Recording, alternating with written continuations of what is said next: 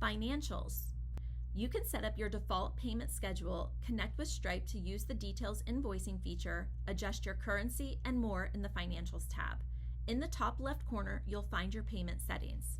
First, use the currency dropdown to select the currency used in your country. While this defaults to the US dollar, you have over 25 currency options to choose from.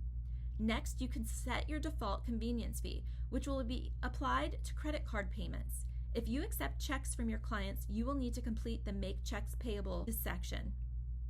This information will appear on your final page of your proposal. If you do not accept checks, you can leave this section blank. For those in countries that use GST numbers, there is a GST number field where you can enter your business's GST number.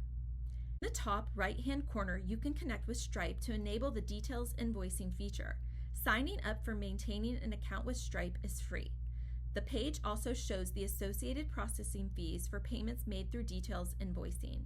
Click the Connect with Stripe button to connect an existing Stripe account or create a new one. You gain so many features and details by connecting with Stripe, so make sure you have your Stripe connected or sign up for your free account. At the bottom of the page, you can set up your default payment schedule. This is a typical structure you follow for receiving payments. For example, ours is set up with a retainer payment of $1,500 due now or at the time of the signing. A second payment for 50% of the remaining balance is due 60 days before the event, and our final payment is the remaining 50% due 30 days before an event.